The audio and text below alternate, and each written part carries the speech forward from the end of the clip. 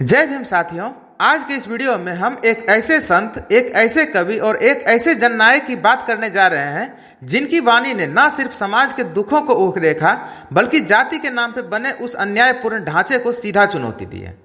मैं बात कर रहा हूँ संत कबीर की। संत कबीर अपने समय के महानतम समाज सुधारकों में से एक थे। जब समाज घोर अंधविश्वासों और जातिवादी पाखंडों में डूबा हुआ था, तब इन्होंने समाज को ज्ञान का प्रकाश देने का बीड़ा उठाया। उन्होंने न सिर्फ ज्ञान का उपदेश दिया बल्कि वो खुद उसको जिया।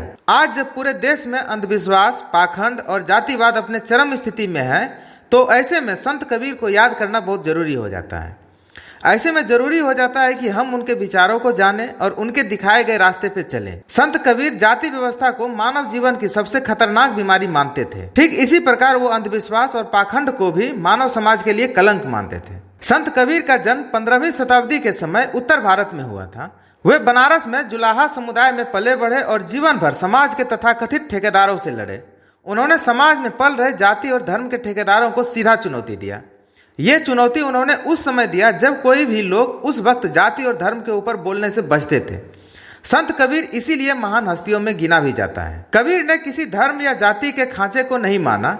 उन्होंने सीधे सीधे ब्राह्मणवाद को ललकारा और यह कहा कि धर्म वह नहीं जो जाति और जन्म से तय होता है, बल्कि धर्म तो वह है जो कर्म से बनता है। ये बात उस समय बहुत कम ही लोग कह पाते थे और उन्हीं गिने चुने लोगों में से एक संत कबीर थे। संत कबीर ने पाखंडवाद पर प्रहार करने के लिए किसी एक धर्म का निशाना नहीं बनाया, न ही उन्होंने किसी खास धर्म को ज्यादा तवज्जो दिया।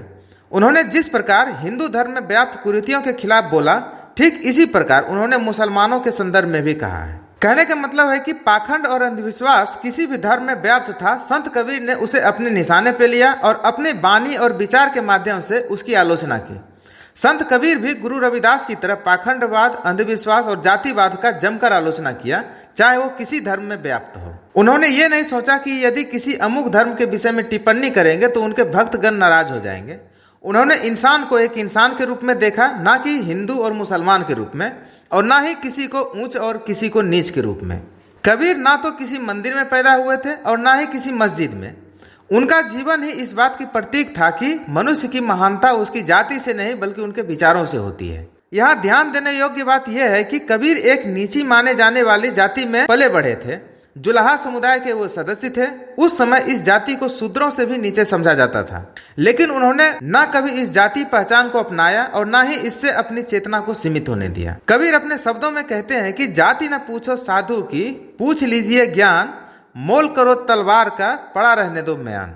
यह दोहा न सिर्फ जाति व्यवस्था को चुनौती देता है बल्कि उस समय के धर्म गुरुओं, पुरोहितों और मौलवियों की उस सोच को भी ध्वस्त करता है जो यह मानते थे कि ज्ञान और मोक्ष जन्म से ही तय होते हैं। संत कबीर ने धर्म गुरुओं के उस अहंकार को भी चुनौती दी जो यह मानते थे कि वे ईश्वर के सबसे निकट हैं। इस संदर्भ में उन्होंने लिखा कि कांकड़ पाथर जोड़ी के मस्जिद लिए चुनाए, ता चढ़ी मुल्ला बांग दे का बहरा हुए खुदाए। यह दोहा सिर्फ इस्लाम के पाखंड पर नहीं बल्कि हिंदू धर्म में व्याप्त उस आडंबरों पर भी चोट करता है जहां ब्राह्मणों ने खुद को ईश्वर का प्रतिनिधित्व मान लिया था। ब्राह्मणवाद के ढांचे में यह मान्यता थी कि ब्राह्मण पूजनीय होते हैं क्योंकि वह वेद पढ़ता है, यज्ञ करता है और भगवान से उसका सीधा संबंध होता है। कबीर ने इस पूरे ढांचे को सिर के बल खड़ा कर दिया और उन्होंने अपने दोहे के माध्यम से उन लोगों को संदेश दिया कि पाहन पूजे हरि मिले तो मैं पूजूं पहाड़, ताते तो चक्की भली पीस खाए संसार। इस दोहे के माध्यम से कबीर ने मूर्ति पूजा, मंदिरों के कर्मकांड और जाति आधारित धर्म के ढोंग को पूरी तरह से उजागर कर दिया। यहाँ एक बात और गौर करने वाली है कि उन्होंने न सिर्फ हिंदू धर्म की कुरीतियों पर टिप्पणी किया बल्कि उन्होंने इस्लाम धर्म के अंदर जो कुरीतियां व्याप्त थी उस पर भी खुलकर बोला। हालांकि उस समय इस कदर किसी धर्म के पारंपरिक रीति रिवाज के खिलाफ बोलना इतना आसान नहीं था, खासकर इस्लाम के विषय में, क्योंकि तत्कालीन सत्ता का संरक्षण इस्लाम धर्म को विशेष रूप से प्राप्त था।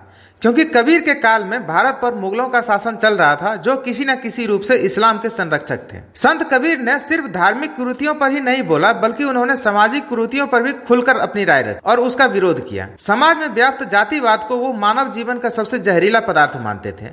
जाति व्यवस्था पर कबीर ने खुलकर बगावत किया। कबीर ने न तो जातिवाद को माना और न ही उसे ईश्वर के द्वारा बनाई गई एक व्यवस्था माना। उनके अनुसार जाति व्यवस्था एक सामाजिक अन्याय था जिसे खत्म किया जाना चाहिए। इस संदर्भ में वो लिखते हैं कि सबे एक ही ज्ञान के प्यासे, ना कोई छोटा ना कोई बड़ा। इसके माध्यम से उन्होंने कहा कि अगर सभी इंसान एक ही परमात्मा की संतान है तो कोई ऊंच और कोई नीच कैसे हो सकता है। संत कबीर ने ब्राह्मणों के दंभ को तोड़ते हुए कहते हैं कि पांडे क्या पांडे करे, जाके सिर पर डाढ़, अपने भीतर झांके नहीं, बाहर फिरे उचाट। उन्होंने पंडितों और मौलवियों दोनों को चुनौती दी। उन्होंने धार्मिक सत्ता के दोहरेपन को उजागर किया, जहां मंदिर और मस्जिद दोनों में जाति के नाम पर भेदभाव होता था। संत कबीर का जीवन भी उतना ही क्रांतिकारी था जितनी उनकी वाणी। वे रोज सूत काटते थे और रोज कपड़ा बुनते थे, और इसी सूत को काटते हुए उन्होंने ईश्वर, समाज और मनुष्य की गहराइयों को समझा। उनकी सबसे बड़ी ताकत थी समानता का विचार, मेहनत की महिमा और जातिवाद का खंडन। वे अपने दोहे में एक जगह लिखते हैं कि कबीर काता और बुना, तन मन की सुधि लीन, जात पात सब भूलिए जब हरि नाम लीन। यह संदेश उस समय के श्रमिकों, निम्न जातियों और वंचित समुदायों के लिए एक नई ऊर्जा का काम करते थे। संत कबीर केवल अकेले योद्धा नहीं थे, वे संत परंपरा के हिस्सा थे। लेकिन अन्य संत जहां जाति पर टिप्पणी करने से बचते थे, वहीं कबीर ने सीधा और बिना भय के कहा कि जाति एक धोखा है, इससे समाज को बचना चाहिए। जातिवाद और पाखंडवाद पर संत कबीर और गुरु रविदास का विचार एक जैसे थे। जातिवाद पर टिप्पणी करते हुए वे लिखते हैं कि जाति जाति में जाति है, जो के तन के रंग, रांघन ऊपर ही रांध दिया, तब पीसा पाए अंग। इस दोहे के माध्यम से वो कहते हैं कि हर जाति एक दूसरी जाति को नीचा दिखाने में लगे हुए हैं, लेकिन कोई यह नहीं सोचता कि सभी एक ही जैसे के हैं, एक ही मिट्टी के बने हुए हैं और एक ही जीवन के चक्र में घूमते रहते हैं। संत कबीर का वह दौर सिर्फ इतिहास का ही नहीं बल्कि आज के दौर में भी प्रासंगिक है। आज भी हम देखते हैं कि जातिवाद हमारे समाज के रग रग में बसा हुआ है, चाहे वो शिक्षा के क्षेत्र हो या राजनीति के क्षेत्र हो।